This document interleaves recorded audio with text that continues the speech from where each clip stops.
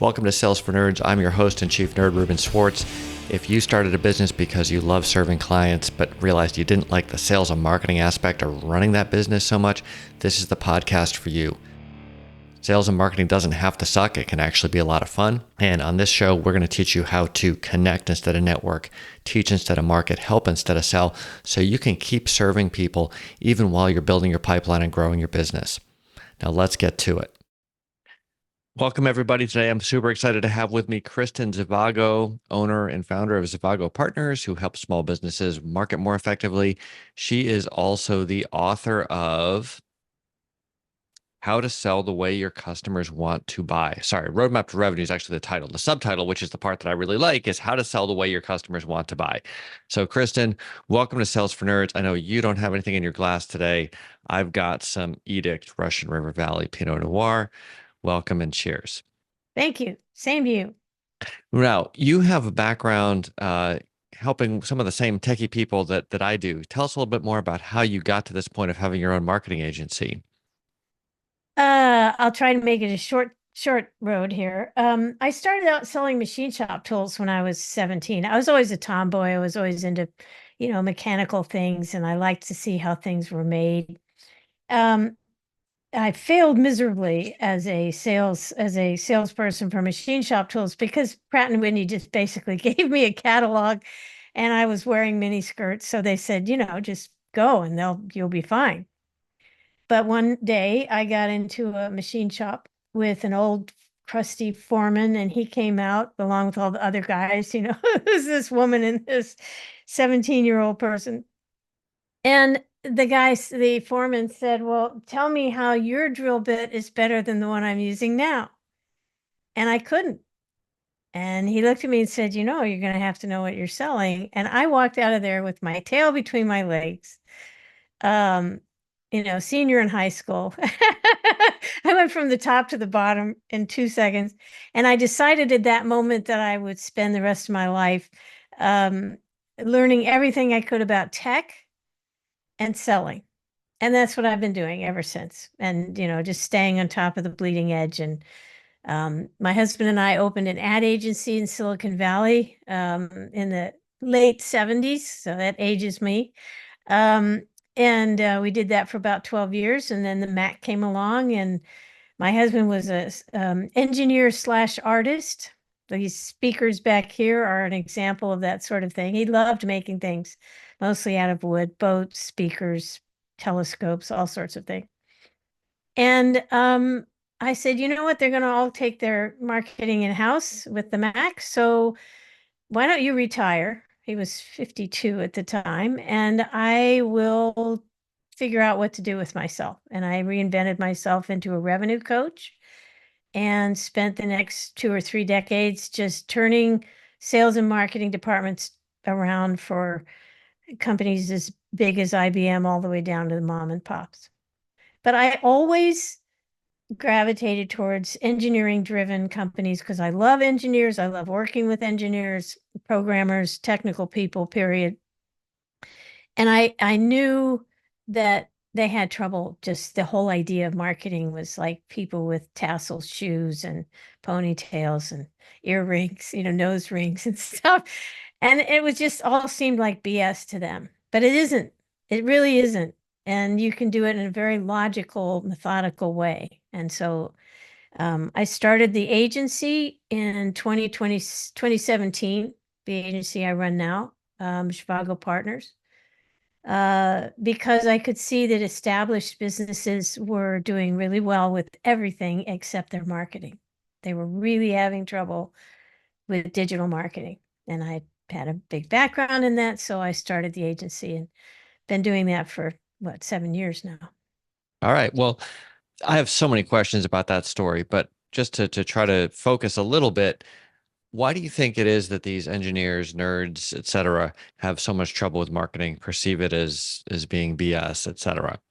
Well, there are a lot of people in marketing that are BS. Okay, I mean that's part of the thing right there.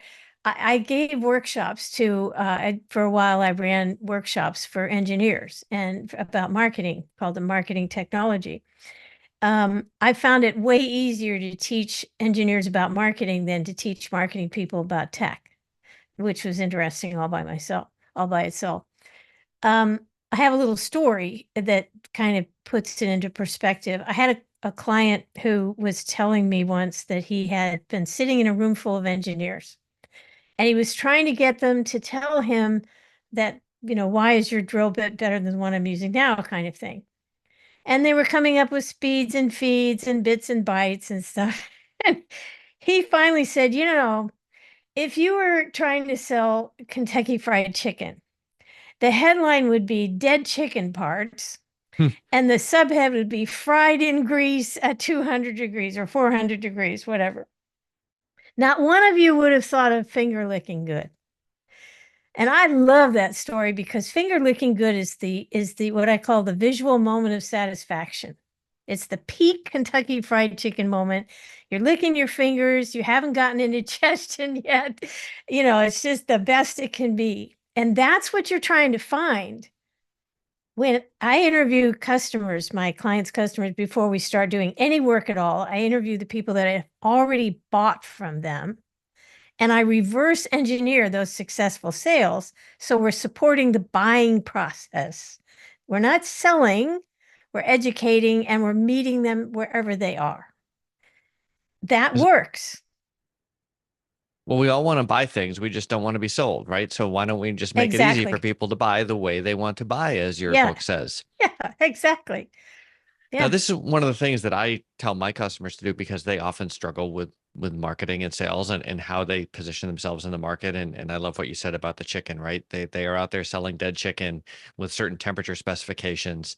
And what I say is go talk to your favorite customers and have them tell you what you did for them. And I think there's something about having a third party do this that Yeah, makes it it even helps. better. Yeah. But it's hugely better to talk to them rather than trying to think of it on your own, right? I don't think Yeah. there's any way you can do it inside your own head. Not only inside your own head, but hiring marketing people to sit in the same windowless room with you and hear what they have to say about it.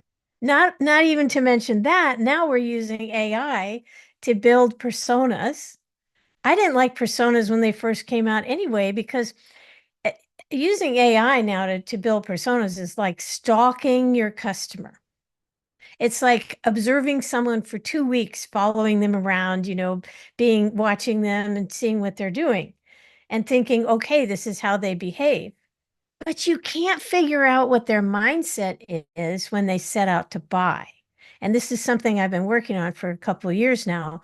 Their mindset is a combination of their desires, their concerns, and their questions in that order. So here's what I want. Here's what I'm concerned about, because there's no such thing as a virgin buyer and they're all skeptical. And here, if you pass those two things, if you make it clear you know what they want, and then you address their concerns right away, the next thing you have to do now, you still have them, is answer their very specific questions. And if you try to guess what all of that stuff is, you're going to lose them. They're just not going to stick with you. It's So sad.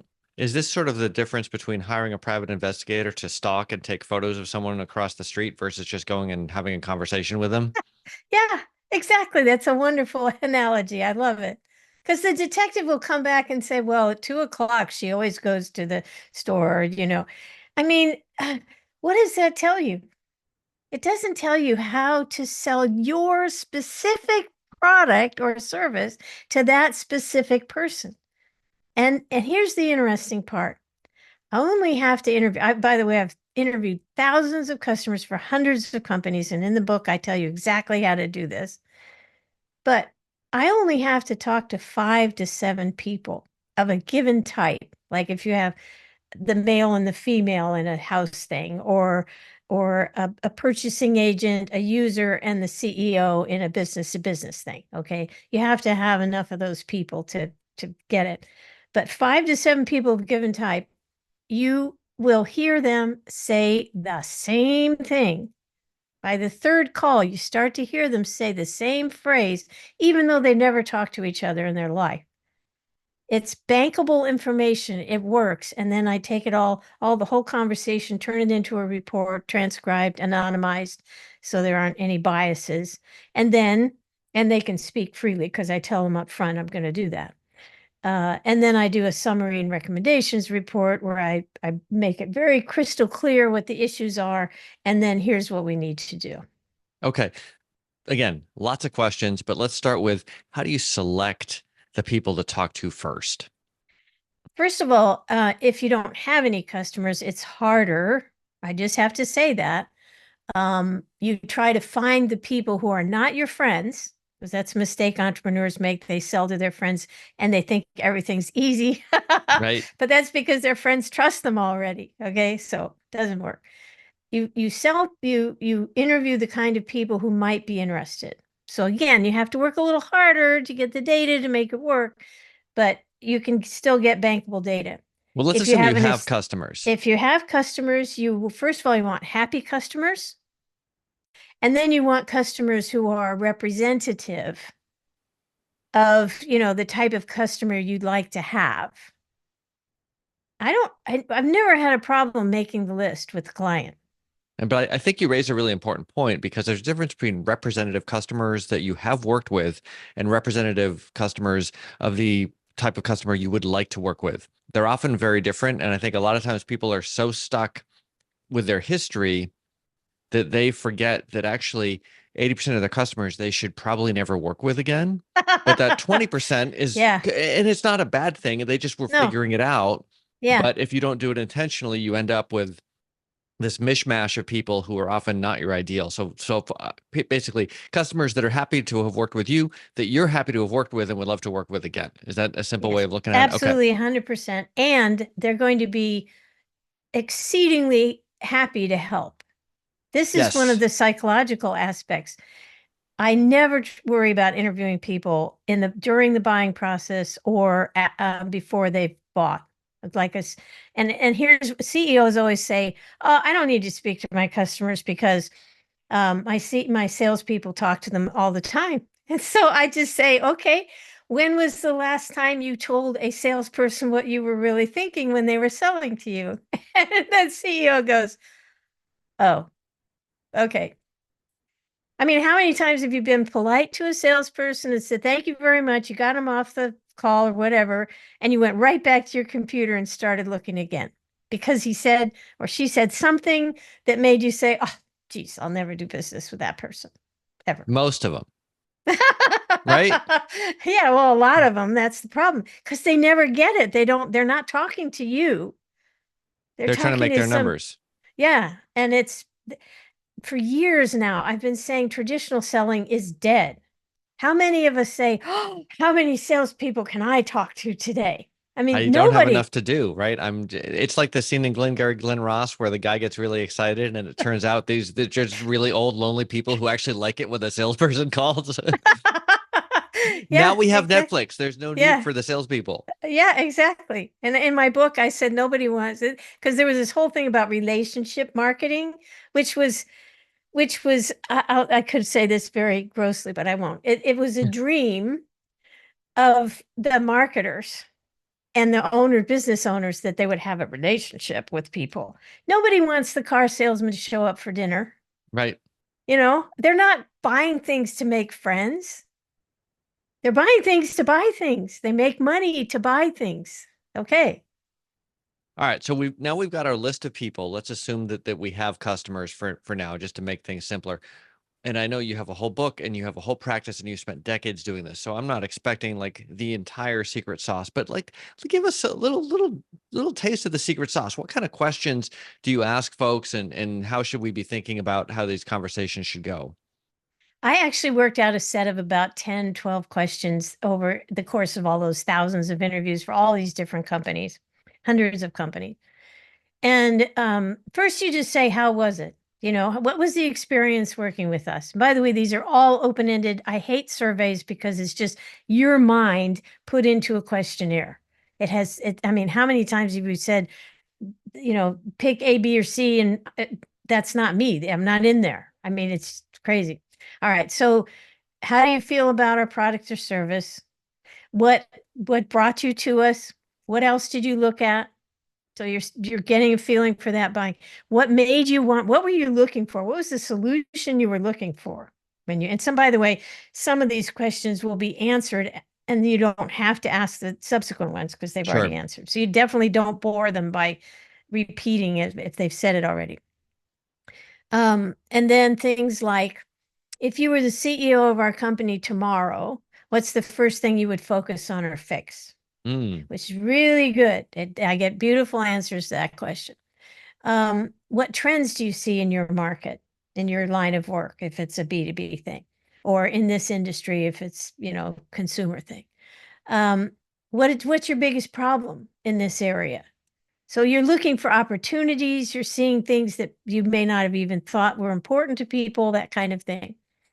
Um, what phrase would you use if you didn't know about this now and you were searching for this? So obviously Mm. I'm into SEO and Google and all that. So I want that phrase that they would search for. Of course, we do massive SEO research in the back end and see what your competitors get clicks for and all that, but I still want to hear that phrase from these folks.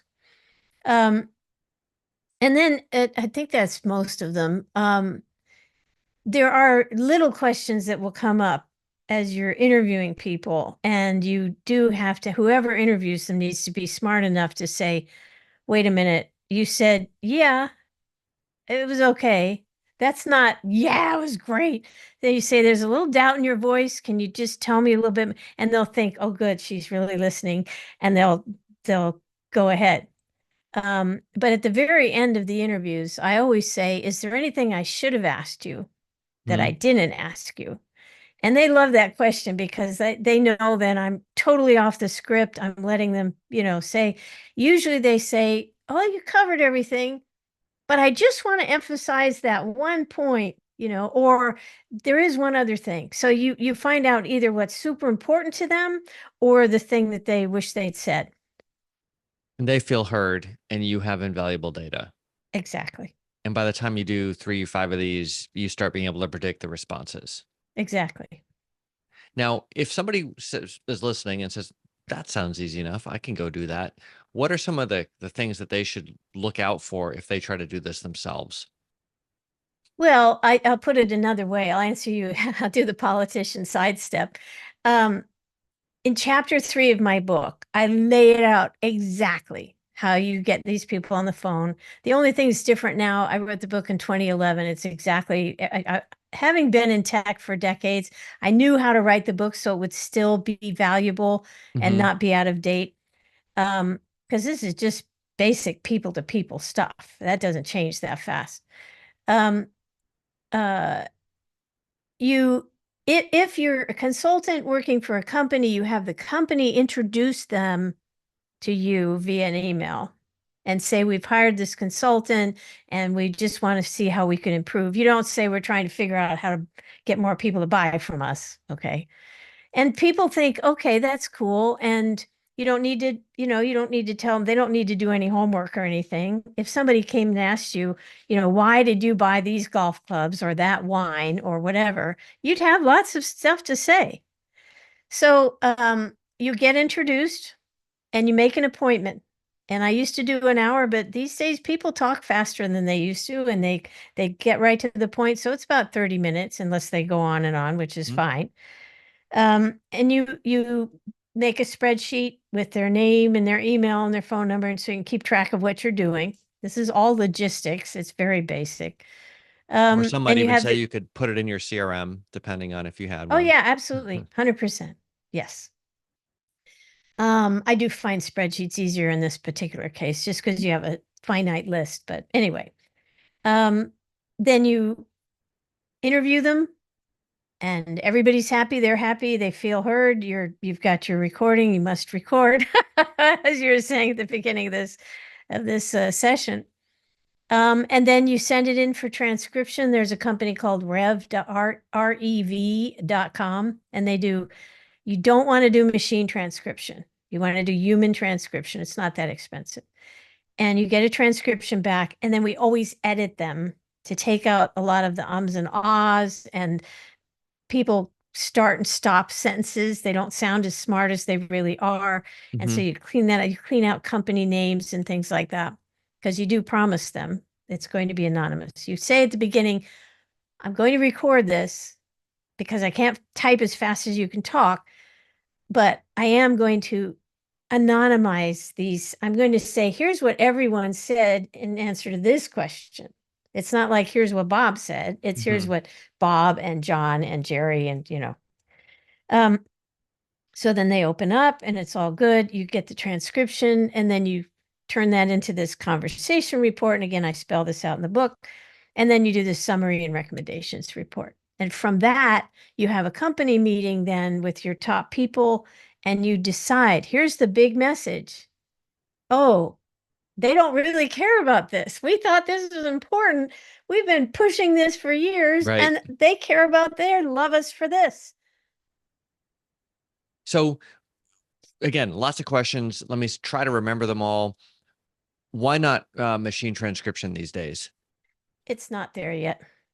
It's just not there yet. It makes stuff up. I mean, you could be talking to somebody about like we have a client that has, well, never mind. I worked with them a long time ago. Now they've come back again because the president retired and things are shifting and it's all good. And they make software that helps you uh, predict the cost of producing, manufacturing, and assembling a part, an engineering part, plastic, metal. You make decisions, machinery, how are we going to use it? So um, I'm trying to remember what your question was now. What was your question? Machine transcription versus human Oh, yeah, transcription. yeah. The problem is if it's really technical, Hmm. the AI folks, they just, the bots can't they make up words. It's really like spaghetti, word spaghetti. It's not fun. What I Much find more is human. the machine transcription is good enough now for me to be usable, and I'm not like my Oh, stuff isn't for super. normal things, yeah, just summarizing and yeah, yeah, But even the stuff that it messes up when you get into it, like the part that I like is that you have this instantly searchable thing, so I can go in and say, I know that this part where we get into the weeds is going to be yeah, wonky. Let me go yeah, in there and edit it. And I yeah. think if for what the human transcription is not that expensive, you're right. But if you're just used to using the machine transcription, I think you can work around that. Sort of. It's also a little dry. The Yeah. human person will kind of pick up on what the person's trying to say. And then this is why we edit it, because they may say it in an odd way, or they'll take this sentence and that sentence, Hmm. and they'll kind of put them together like this. And then you turn it into a nice, smooth sentence that somebody would put in a book. And Right. it's exactly what the guy said, but he sounds way smarter than just having it be kind of jumbled up. Off the cuff, sure. Now, my original question was about if somebody is listening and they just decide, hey, I'm just going to go do this. This sounds great. I got the questions. Let me just go call up my favorite customers and ask them these questions. Are they going to run into issues because it's them and not a third party? Yeah, and not for the reason you think. Interestingly, people are polite and they don't want to hurt the feelings of the Right. CEO. So they'll hold back. Right. I had one client once, it was the president who got me talking to, they made this enormous vacuum pressure fabric cutting machine where they sawed the fabric. There's like, 1,000 pieces of this layers of fabric, and then they saw it around it. And the people that used these were massive, often Asian people in LA making t-shirts or something. So I interviewed a bunch of them, and one of them got on the phone with me. He was so mad. Every other word was the F word. He was screaming because the machine had gone down and he had no way to get it fixed right then. And he was just furious. So I finally said, look, I'm sorry to take your time in the middle of this emergency, but and I've never done this before, but I really need the CEO to hear this, because I was also hearing from other people that the same thing. If the machine went down, you're out of business. That was it. You couldn't make your stuff. So I got him on the phone with the CEO, and he was so polite. The whole thing was different. Oh, yes. Okay. Okay. Very, very, oh, just very, respectful. And I said, okay, this is, I'm going to have to show him a little bit of the recording or something to understand the emotion behind this machine breaking down. So yeah, they'll withhold. So it's better to have some, and it doesn't have to be an outside consultant. It can be someone inside your company who's a good listener and And who really hears what they're trying to say and knows your business. in theory, it could even be a VA,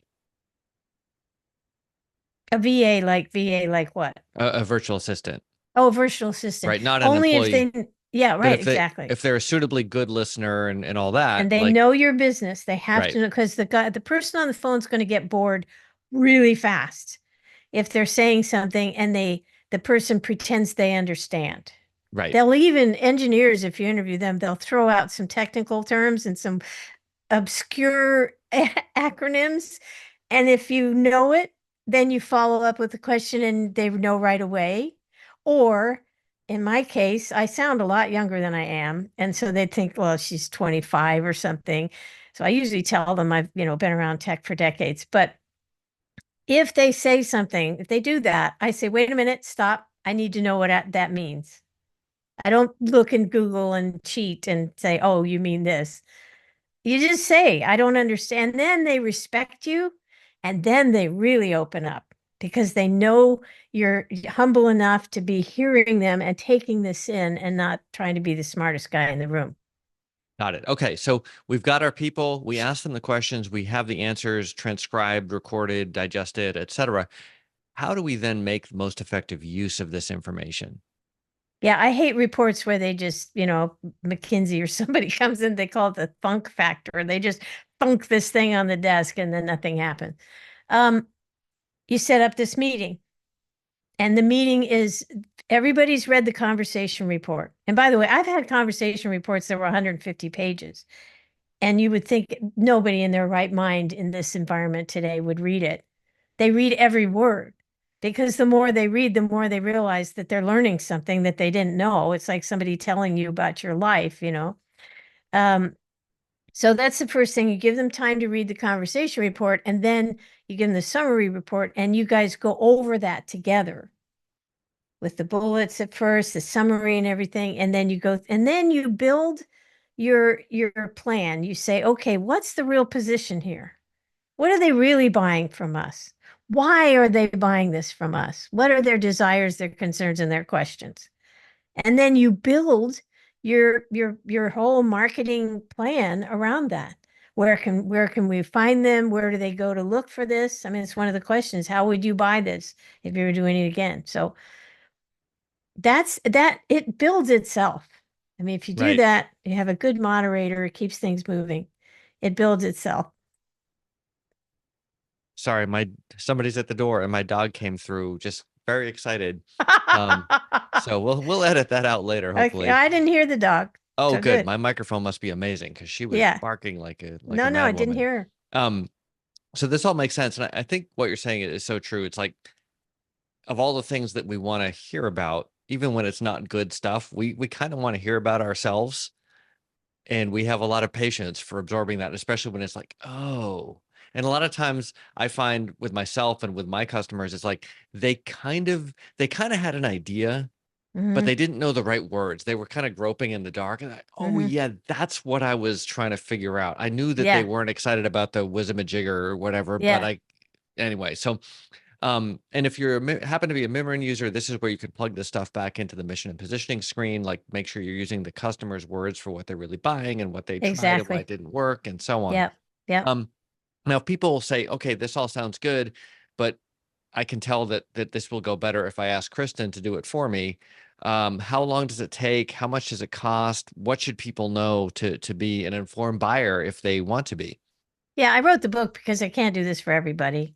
And I think everyone should do it. It solves so many problems in marketing because otherwise you're guessing. And Yes. guessing is like just sticking a knife in your throat. You may as well give up. It doesn't work.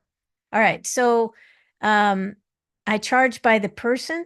So if I end up talking to 10 people, it's a per person price. It's usually around I've been able to bring the price down a little bit because I can use AI to help some of the analysis. Like when I make all those bullets, I used to spend days making those bullets, and now I can do that with AI. So I used to be up to 650 a person. I'm down to around 450, 500. Okay. And then the hardest part is giving everybody in the phone, and I've delegated that to, or in Zoom, I've delegated that to a wonderful team member on my team, and she's really good at working with the guys and getting them on the phone and everything, making an appointment. Once that's done and the spreadsheet is full and I've interviewed everybody, meanwhile, the reports are getting generated. So it's maybe 2 to 3 weeks. Okay. I think the So not longest one super has been a long. month. Yeah. Okay. And I just want to ask something earlier. You said, don't use AI for the transcription, but you feel like AI is good enough to help summarize the sentiment and pull out the key phrases and things like that. AI is very good at summarizing. If you give it data, and we're seeing it everywhere, that's what it's doing when it goes scrapes the web and comes back with answers. That's AI is very good at that. I still check it. I still Mhm. proof it. I still have the conversation report on one side and their thing on the other, and make sure we haven't lost any little nuggets that turned out to be the phrase that we should build the whole campaign around, Right. But yeah, Okay. That makes sense. I'm still a little distracted because I did a recent podcast episode where the whole podcast episode was literally a conversation with the AI. And it was just speaking. I was speaking, it would listen, parse what I was saying, and come back to me. And it was a little bit mind-blowing. Anyway, if people would like to do that, where can they find more about you? Or maybe even if they just want to buy your book. okay. So the book's on Amazon. It's in Kindle, it's hardcover, and it's audio. Personally, if I were somebody buying my book, I'd buy the hardcover. I know it's crazily not technical, but I have spreads in there where I take light scrutiny, medium scrutiny, heavy scrutiny, and intense scrutiny buying processes, and I break it out. And so it gives you a map. That's why I call it Roadmap to Revenue. In addition to interview customers, I take the whole buying journey for those types of products and help you know exactly what kind of questions they'll ask and how you should address them. Okay. And that's better in print, just the way it is.